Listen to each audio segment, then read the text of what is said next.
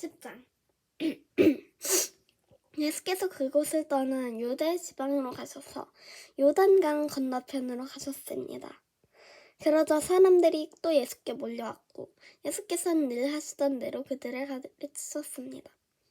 바리새파 사람들 몇 명이 와서 예수를 시험하려고 부렸습니다.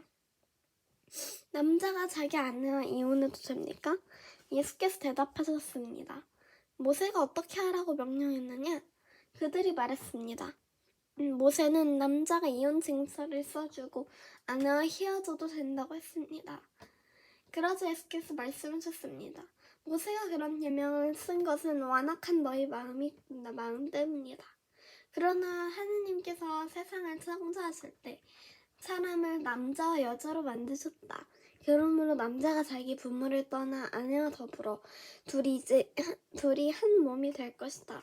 따라서 그들이 이제 둘이 아니라 한 몸이다. 그러므로 하나님께서 짝지어 주신 것을 사람이 갈라놓아서는 안 된다. 집 안에서 제자들이 예수께 이 문제에 대해 다시 물었습니다. 예수께서 대답하셨습니다. 누구든지 자기 아내와 이혼하고 다른 여자와 재혼한 사람은 자기 아내에게 간음을 하는 것이다. 또 그 아내가 자기 남편과 이혼하고 다른 남자와 재혼하는 것도 간음하는 것이다. 사람들이 어린아이들을 예수께 데리고 와 이루 만져주시기를 원했습니다. 그러나 제자들이 그들을 꾸짖었습니다. 예수께서 이것을 보시고 노하시며 제자들에게 말씀하셨습니다. 어린아이들이 내게 오는 것을 허락하고 막지 말라. 하느님 나라는 이런 아이들과 같은 사람의 것이다. 내가 너희에게 진실로 말한다. 누구든지 어린아이와 같이 하나님 나라를 받아들이지 않는 사람은 결코 그곳에 들어가지 못할 것이다. 그러고는 어린아이들을 꼭 껴안아 주시며 손을 얻으시고 축복해 주셨습니다. 예수께서 밖에 나가시려고 하시는데 한 사람이 예수께 달려와 그 앞에 무릎 꿇고 선하신 선생님, 제가 영원한 생명을 얻으려면 어떻게 해야 됩니까? 예수께서 대답하셨습니다.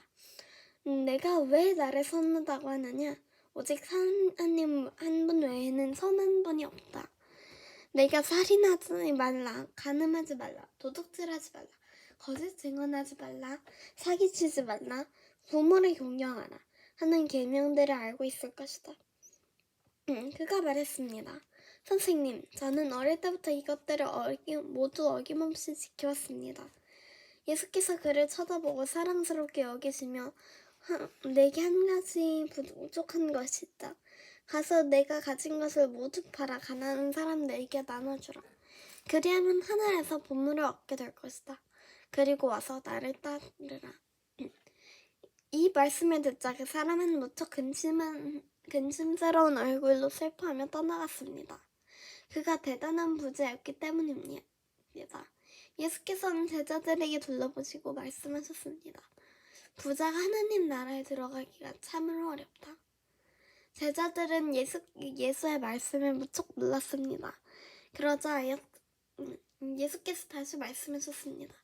얘들아, 하나님 나라에 들어가기가 얼마나 어려운지 부자가 하나님 나라에 들어가는 것보다 낙타가 바늘귀를 지나가는 것이 더 쉽다.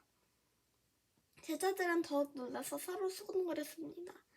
그러면 도대체 누가 구원받을 수 있다는 말인가? 예수께서 그들을 보시고 말씀하셨습니다.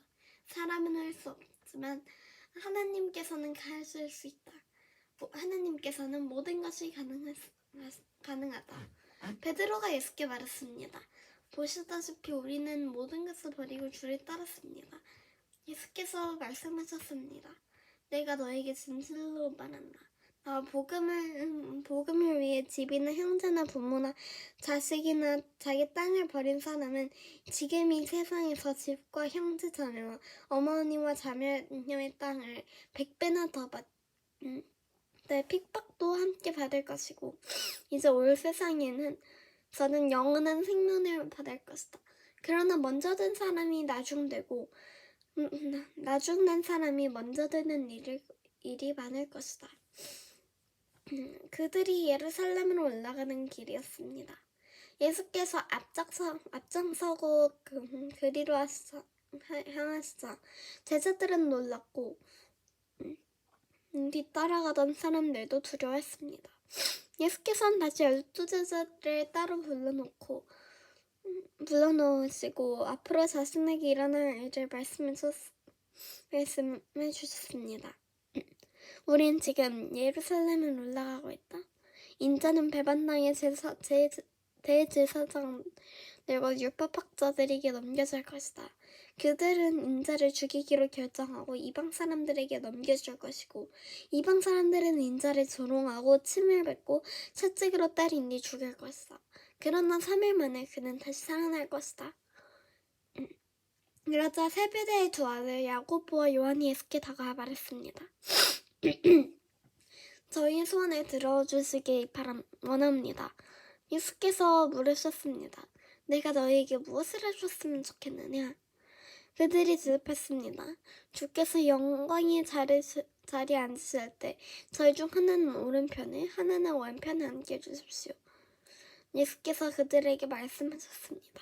너희가 지금 무엇을 구하는지 알고 있느냐? 내가 마시는 잔을 너희가 마시며 내가 받는 세례를 너희가 받을 수 있겠느냐? 그들이 대답했습니다. 할 수 있습니다. 예수께서 그들에게 말씀하셨습니다. 너희도 정말 내가 마시는 잔을 마시고 내가 받는 세례를 받을 것이다. 그렇지만 내 오른편이나 내 왼편에 앉는 것은 내가 정해주는 것이 아니다. 그 자리는 미리 정해놓은 사람들에게 도착할 것이다. 다른 10명은 이 말을 듣고 야고보와 요한에게 분개했습니다.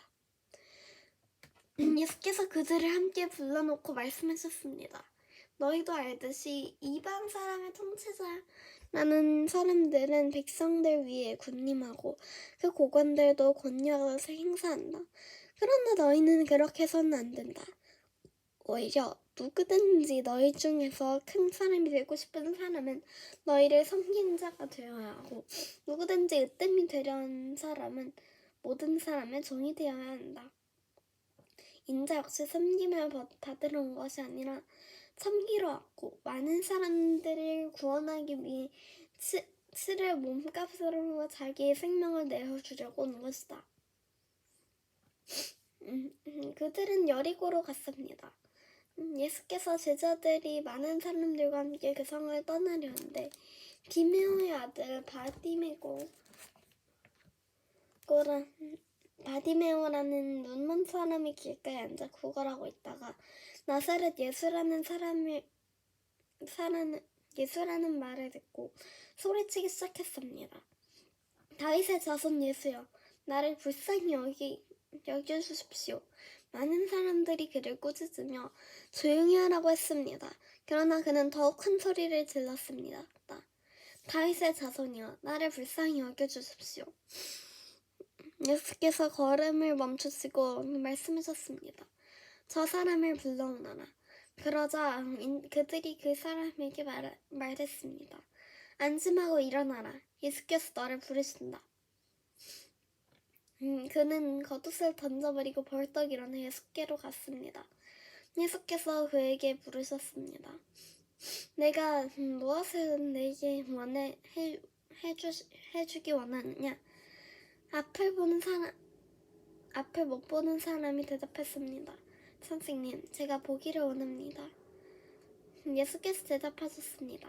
가거라. 내 믿음이 너를 구원했다. 그러자 그는 즉시 보게 됐고 예수를 따라 길을 나섰습니다.